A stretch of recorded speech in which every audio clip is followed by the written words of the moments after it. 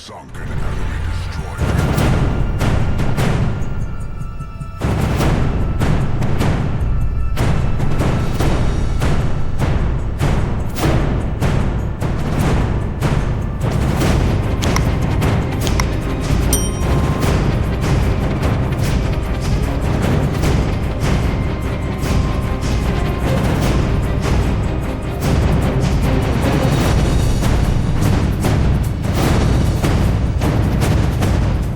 Hey team, this is Ripper. How are you guys doing? Fantastic. Get a fun video with SVEA. Yes, the tier 10 kind of overburdened or bulky Ragnar version of this thing, but is a cruiser in a sense. But someone had asked me to see if it's actually worth it in Unbreakable Line or even randoms, and we'll take a look at it and analyze how it goes. But as always, before we begin, like, subscribe, button below. Appreciate all the supporters of the channel. If you see value we're doing here today, smash those buttons down below. Thanks for stopping by, and I appreciate all the supporters of making this a great place to learn about sailing ships, shooting ships, and having a blast learning something at the same time. So let's get right to it. The tier 10 SVEA, yes, it is available. I believe it's still available in the armory. I think it was a steel ship, and is it worth it for me? Absolutely. For me, as a destroyer main, I treat this thing like a destroyer, and it is so fun. I enjoy it. It is a lot of firepower and very excellent. We'll kind of examine how this actually plays out in Unbreakable Line, and you've noticed that I've been playing Unbreakable Line way more than randoms. And as you can see right now, ooh, we take a massive Citadel hitter there. Notice that's the downside of this thing. Even though you can treat it like a destroyer, it has a Citadel. So very careful. It's still a cruiser. But that doesn't mean we can't do destroyer kind of like things. Ooh, look at this Des Moines going down right here. Only about another 1,000 left. Can we get enough firepower on him? And yes, we do. Kill splash one of many today. So, again, it is available, and someone asked me, is this good in Unbreakable Line? I've been playing Unbreakable Line a lot. Oh, got smashed right there by GK. So, again, you got to realize that this thing is a cruiser with a Citadel, but you can play like a destroyer. But, again, I digress. I've been playing Unbreakable Line a lot more, as you can see, because it's no carriers, no subs. That's the biggest part. I just don't enjoy that gameplay style anymore. The second is respawn. Allows me to try different things. Look, even though I got deleted for making a mistake, it allows me to come back in and actually retry, test out different things. And for that very reason alone should get people to play this thing, because you get to try different things. You get to try and learn and say, well, maybe that didn't work that time. And this is my first time playing SVEA in a while, and someone asked me to play it. So, again, I didn't realize how long it takes to slow down. It's a big hunking ship with a Citadel, so you got to play a little bit differently here. You got to play a little bit more standoffish. And that's something interesting, because like in Ragnar, I could play a little bit like that gameplay style. However, it didn't have a Citadel, so I'm not as too worried. But look, it's the same thing as a Ragnar. Essentially, 152 millimeter guns, same caliber, ballistics, everything. Slightly longer reload, 4 seconds instead of the normal 2.5 on a Ragnar. And you can do pen 30 mil damage, which is pretty incredible. I like that. It's got torpedoes, goes out to 13.5. Splash 2, another one right there. Torpedoes got to 13.5, so kind of like Holland torpedoes, only 13.5-ish. And then you got the heal, which is not bad. No, it's good to have a heal. Quick smokes, I love it. So you basically got the kind of British-style quick smokes right here. You got a 9-kilometer radar, so more of like Gdansk style, and you got the engine boost. So, again, you got like a plethora of everything on this thing that you would like to have in a destroyer, honestly. And I like the fact that this like this. If it had faster reloading guns, man, oh man, would this thing be super broken and OP because of what it can really do and bring to the fight. Now, if I had to sum it up, what is the SVEA good at? It's good at supporting destroyers.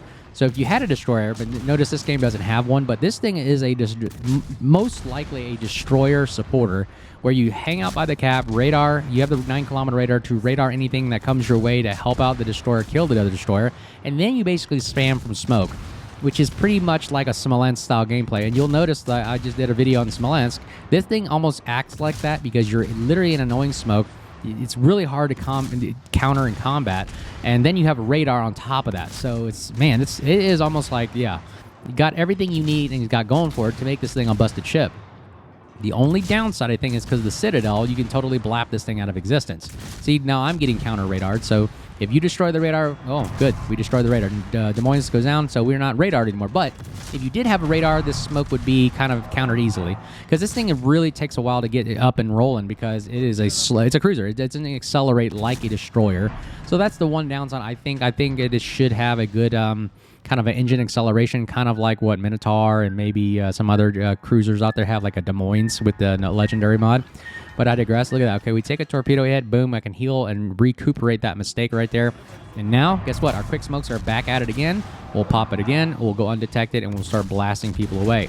So for Unbreakable Line, how is it in this mode? Again, I love this mode so much. It's pretty awesome. It actually performs very, very well. I think that you just have to play on the outskirts of the cap and kind of slowly work your way in, or you can be more of that sentry gun where you are posted up, you start killing anything that approaches the cap, and you allow one of your heavy battleships to go in and take over because they can tank more damage. Notice that you don't have much health pool to start with. You have 35,000, which again is like borderline destroyer light, because freaking Elbing has about 30+ thousand HP. So an Elbing is a destroyer with that much HP, and we're rocking and rolling with 35. So yeah, I get it. We have the heals, but man, it's not enough for really a cruiser to survive, like say a Vermont full broadside salvo, right? So you're gonna have to basically play this very, very conservative. You got to be more standoffish. Knowing that you can get blapped out of existence. What I find really works is the angles on the guns. They are very, very good, especially when you are really nose in and you can get these guns to bear, and you just got to find that right spot that you're just maximizing the gun reloads, the gun angles to your benefit, and you literally will burn down the entire world with this thing. Again, it's here, pop smoke, we go undetected. Notice we mitigated a lot of damage right there. Even though we took some damage, it wasn't as bad, and guess what? We have a heal. We can pop it, recuperate that, and then come back to life.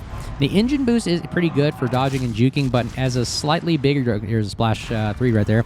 As a slightly bigger cruiser, the engine boost is okay. It just gets you up to a fast speed, but for the dodging and acceleration and juking, it can be kind of tricky, especially when you got these guys that are really good at aiming and know where, like, hey, they can lead you in an accurate way or know how the ship mechanics work. So I find that you got to be very, very careful when you're exposing yourself.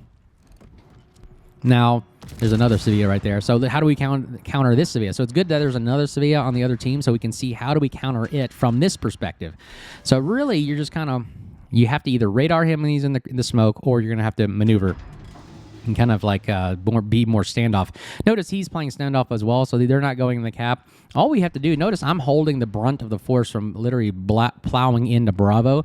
So this is a good kind of suppressive fire kind of ship where you're just basing it off of reload, fire chance, the ability to smoke up, radar. It is a very good supporting role kind of a ship. For it to push in or to be like a destroyer in the sense of that aggressiveness, I don't think it exists because it just gets blapped so easily with that Citadel, but it can support. So for example, I'll support this Vermont. And notice that you can like literally just be at a 3/4 speed, slow speed. I encourage guys to go at half speed so you can stop a lot quicker than if you didn't, so that you can pop that smoke and get out of dodge if you need to. This time we're going to push a little further in because the Des Moines is behind an island, so even if he radars us, it won't be too much of a threat. And we are still holding Alpha Cap right there. Notice that they got 2 battleships here to handle the threat at Alpha. We are going to hold 4 ships down here. So we got SVEA, there it is. Ooh, he got a nice torpedo hit on us right there. So he smokes up. We can radar him. So this is the counter right here. So he goes undetected. We pop the radar. It lasts about 19 seconds. And for what you build for, and you basically are just shooting for free right here. He's in the smoke. Nobody guarding or spotting for him, but it's okay. He now radars us, or Des Moines, either one radars us, and he goes down. That was probably his radar, yeah. So we have a free time to burn here, but we can smoke up because they didn't use their Des Moines didn't radar yet. The one we just killed was the other SVEA. Now look at AP right here. So I'm switching to AP, and let's see what kind of damage this thing can do on a Napoli. Now it's a 152mm gun, so again, kind of like Ragnar style. The guns are very large for the caliber that you need at this kind of level roll, and they do pen pretty fairly well. Just like if a Ragnar was going up in a Napoli, the only thing I really can do is just use my AP to try to pen that armor side plating. Because the HE sometimes I find is kind of wonky. Sometimes it shatters, and you got to really hit superstructure, really. And sometimes that can be proving difficult. But really, the name of the game is starting a lot of fires. You can see right here, this is the nature of World of Warship. I'm sorry, the World of Warship style of SVEA. And you see, the only thing I can really do is just burn down this GK. And this is what you're really doing, is just bringing fire support as a kind of like, again, like a light cruiser / big destroyer gameplay. Again, I would be doing this in Ragnar, where I'm just constantly firing, and you're just getting an extra set of Ragnar guns in this ship, and you're just starting fires like right there. So I'm up to 10 fires now. Notice people are shooting at us left and right, dodging and juking and weaving in and out. At these ranges, it feels very comfortable in. I normally stay for the more of a long range kind of HE spam build. So this is kind of like what you need. Again, I don't need to build too much in the guns. I think 15 kilometers is a decent range for me. It's not bad, especially with the quick smokes. You don't need to push in so far. And again, the further out you go beyond that, the guns prove to become start becoming very difficult to aim and kind of wonky in the air. They hang for a significant long period of time. But this is a good range right here, around the 10 to 12, and you can see what it can do right there. It starts a lot of fires, a lot of damage, 202,000. We basically held them from getting Bravo. I mean, this is what this thing does. It's a suppressive fire kind of mentality and supporting your destroyer role as being that light cruiser as well if you need to burn down battleships. So right there, let's see how we did. This is my first game in it, really, just to see how it went, and it's okay. It's not bad.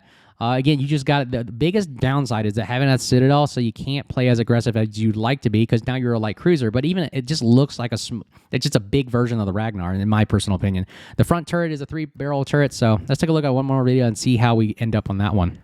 Okay, so how would I clarify this ship as and how would I play it? And since you saw in that last game how we played it, where suppressive fire, and would I recommend it? Absolutely, I would. This is exactly what I would wish the Ragnar would have. It has everything that I wish that a destroyer could potentially have for the role it has. Look, the back turrets are 360 turrets, so you can always stay nose in. It's got great angles. It's got the quick smoke for if you want to play more of that conservative gameplay style where you're just spamming from smoke.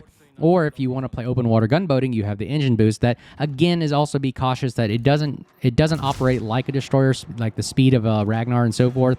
But again, if you can make it work, I just couldn't figure out how to make it the dodging and juking work.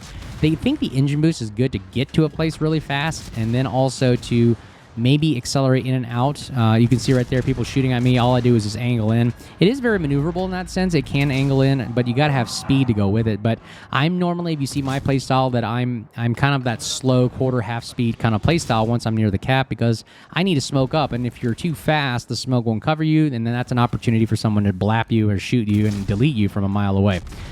The other aspect is, we already talked about the front turret is a 3-barrel turret. The dispersion on it is, it's Ragnar-style dispersion. It doesn't seem like anything spectacular or amazing like Elbing dispersion, or even Ragnar dispersion. I think Ragnar dispersion is way better. Look at us drifting right there because we ran into a Mecklenburg, which we happen to smoke up. But yeah, the dispersion, in my personal opinion, is like cruiser dispersion. It's not super accurate like an Elbing or the Ragnar that it's supposed to be. Tromp even has some good dispersion, but those ships do very well with the 150 millimeter gun category. Again, SVEA is just another Ragnar with another set of guns. So because it does that, you get an extra set of guns. The weakness is it has that Citadel. So again, you got to be very, very careful, more conservative. I do feel that the smokes do come back off a quick cooldown fairly decently, so not bad there. We start another fire on Pommern, and let's see if we can burn down the Libertad.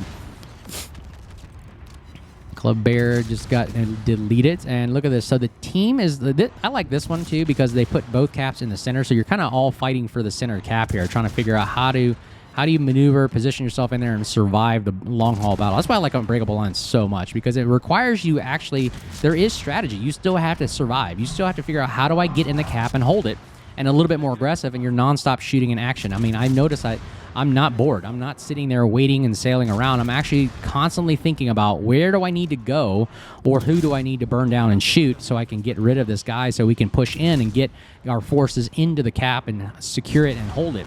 It's kind of like fighting your way into an objective, and then you got to hold it, kind of like Navy SEAL style, where you're fighting your way in and you got to hold, defend, and then fight your way out. Or maybe that's like the 101st Airborne, 82nd Airborne kind of mentality during World War II, where you're dropped in behind enemy lines, you got to figure out how to take the objective and then hold it. I think that's also comparable as well. Still fun, though. Ooh, Montana gets blapped. I've noticed a lot of guys getting blapped so much. There's so many more broadsides exposed in this mode. So, guys, if you like shooting broadsides, I think this is the mode for you rather than sitting in the back sniping, because this is way more intense. Now you got to figure out, how do I blap two battleships pushing together here? Now this is a unique situation because you normally don't see it that much in randoms. I see it all the time in Unbreakable. I'm trying to figure out, well, what do I do in this situation? How do I kill this guy? Libertad first or Pommern first? Now I got to figure out, do I torp him? Do I HE spams, or do I find the weakest guy or whatever? So yeah, this is fun too. It's gratifying. I'm also looking at the Pommern is pushing in here, so we got the back two turrets. That's a good thing. Two back turrets where they're firing is just like having a Ragnar in the back of you right there, and the front turret is kind of like you got to get it angled. So there's the angle right there. So approximately around the 30-degree angle that you get to fire the front turrets, all guns to bear. And we're shooting. We take out Pommern right there. Ooh, now we're going to also shoot Colbert. Now this is where the SVEA really, really shines. The fact that it can delete unsuspecting destroyers. It's really, really amazing. You've got the radar if they start using smoke or go undetected. So this is an anti-destroyer kind of a ship, and it just shines amazingly well. That I really do enjoy the SVEA in that regard. Again, you just got to be careful, man. I mean, look at me right now. Very bad positioning if someone spots me because I am full broadside, and someone can just delete and blat me. Now, you have to wonder if at these close ranges, like right now someone radars me, if someone fires a full broadside shot at me, will it overpin like a Smolensk, like you saw in my last video? Because if the shells do not arm in time, do I get overpinned very easily if I'm showing full broadside? I haven't tried that out. I haven't tested it. I'm kind of curious. So maybe I will, but Smolensk is just horrendous because for that reason. It's so lightly thin armor that the shells do not have enough time to arm, and most battleship salvos just go straight through. Even cruiser salvos just go straight through, and you avoid the citadel. So it's difficult to citadel Smolensk. Marceau caught in the open here, a very bad thing to do with the SVEA. Just being able to open water gunboat like this, and it just cannot survive. And we're just racking up all the kills right, and boom, he goes down. That's splash 2 right there, 74,000 damage. And now we're just trying to find another unsuspecting person. Again, look how hard this is to shoot a SVEA behind an island with smoke, unless you can radar or whatnot. And notice I'm just purposely just literally outside of the radar range of any threat that I see because I'm looking at my mini map. So I'm just looking at the minimap here, looking at the red ring right there. If you don't know, check out my video about Aslang mod, how to set this up. It's that minimap mod. You pull this up, and you can have all the minimap mods displayed for you. I like to have the threat rings up so I can see. We do that in the Air Force as well. We put up total, like, SAM site rings, threat rings, any kind of rings we put up to have situational awareness of the battlefield and the battle space. So we can do things like this where can I position my aircraft? Where can I position my threat? Where can I put my weapon systems so that I can maximize full efficiency and effectiveness. Okay, we got Montana right here. Gonna try to burn him. Now, notice that the guns arc decently well over low islands right here. They're not kind of like Smolensk or Worcester or gearing kind of arcs over major islands, but this is fairly decent enough, comfortable enough where I can sit back here and shoot with autonomy. Telling you, we're going to rack up a lot of damage with this thing just by being that supporting gun. Notice I have not entered the cap yet. I'm leaving that up to the destroyers to do, and maybe some heavy battleships, because I'm just too lightly armored to actually push into this thing. So you got to realize that's how you play this thing. Is again, like, you're basically a fire support kind of weapon system. Another fire right there. You start fires like crazy galore. All right, who's the next target here? All right, we've got Rhode Island in the back here. May as well burn him down. We got Pommern also over there north of Bravo Cap. So they're all contesting Alpha Cap right now. We've got to get an advantage here to secure the win. Well, I know we're ahead by points, but this game can change just like that. So we got to keep the fire on them. Keep firing your guns no matter what. That's another thing I like about Unbreakable Line. You're just non-stop firing. Like, you literally don't let up. You keep the fire going. Send everything down range as much as you can. I'm trying to get behind this island so I don't get blapped by the Rhode Island. So I use island cover to the best of my ability right here. And then I'm going to back up my way in on this direction from the southwest. Southwest, northwest, southwest to the northeast look angle right here. So we're going to try to fire and engage the Kleber. And we're holding it just fine. Hopefully we can kill him before he gets behind this island. And if he goes undetected, we can radar. Ooh, he goes down. All right, we got it. All right, Palmer will be our next victim right here. And we're going to aim and try to burn him down. He looks like he's trying. Look at that juking right there. Somebody thought we were going forward, so he Libertad fired and aimed right in front of us. So, again, that's without engine boost. Just being able to know how your ship operates is a very, very good thing to do, especially when you're trying to dodge at these angles. I think a very comfortable range is around this 10 to 12 kilometer mark. It gives you enough time to actually avoid and maybe angle against some of these shells salvos from big battleships. Okay, Pommern, 6,000 health. I believe we can burn this guy down just in time. So when you see somebody around the 6,000 to 7,000 range, you can definitely burn them down in the amount of shells. Not only with alpha damage, but again, the fire chance is incredible on this thing. Okay, we get that oh, no, that wasn't a fire. All right, looks like Pommern goes down from a Wami shot right there. Now we're going to just fire as much as we can in the Libertad. Another fire start right there, up to 10 fires. And do we get him? Okay, we know we're going to burn him down, so we'll take that kill. Okay, we splash 3 right there. And now we switch to AP and shoots right in the broadside right there of a Rhode Island.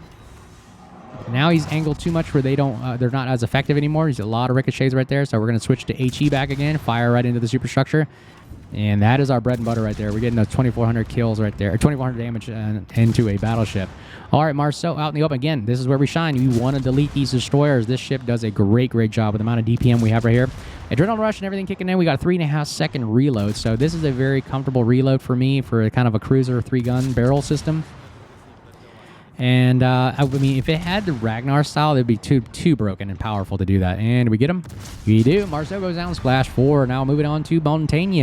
Montaigne is Montana, and he is pushing in pretty darn aggressive right now. Notice we got to keep the fire going, trying to kill as many guys as we can to delay the cap and push. And again, he is inside of Bravo. We got to figure out how to dislodge this guy. If he gets in there and holds Bravo, they could potentially come back because they're currently leading right now by 20 points. So we got to do something right here to help out our team kill the ships faster so that we can go in and cap. Otherwise, they're going to hold the caps and they're going to maintain the point lead. And again, you can also secure points just by killing ships too. So we're not completely useless. As long as we kill ships, we definitely can keep the score ticking up. And notice the games only last 12 minutes, but I'm noticing majority of the games I play in this thing literally go the full 12 minutes, which is great, rather than these blowout matches and randoms. All right, what engagement can we do on Kleber is reversing with Des Moines in tow. So we've secured Bravo Cap. We've got the point advantage now. When I think if we can secure Alpha and get this Kleber out, we could potentially seal the deal and win this game as well. Nice. We get a shell hit on the Kleber right there, and he has to move forward. We might have to work on somebody else. Okay, somebody else pushing in. Rhode Island pushing in right here. So let's see if we can fire and get him out while we maintain and hold Bravo Cap. So we're just holding our best right here, drawing fire. As long as we're drawing fire and shooting, and that's all that matters. Okay, Kleber's deciding to move out again. Man, this guy is super aggressive. All right, we're going to get the back 2 turret guns, land on him, and we get the kill right there. Splash 5. 196,000 damage. And, ooh, does this Marceau want to come out and play too?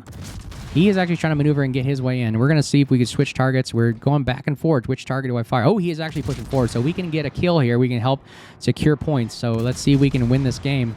We are behind 125 points at least. So we're going to have to kill this guy and secure the win. Otherwise, we're doomed. Oh, man. Sometimes I get little wonky shots. I only get one hit right there. So full broadside. Come on, Kleber.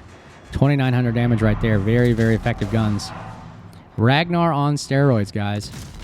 Okay, come on, baby. Oh, man, we're down by 40 points here. Come on, can we win this thing? Bring it back. We got to kill this guy. Get him out of the game.